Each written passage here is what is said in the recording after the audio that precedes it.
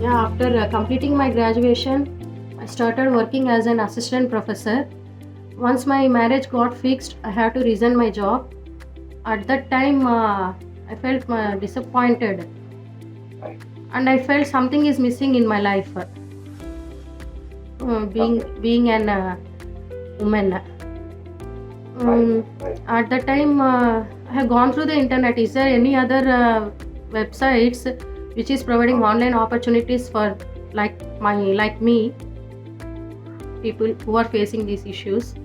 I come across the Chegg, which is providing online opportunities. I have gone through the reviews. I felt interesting, and I have enrolled myself. Okay. Once I started my career, yeah, I felt very happy with the problems, and day to day, I have given better solutions.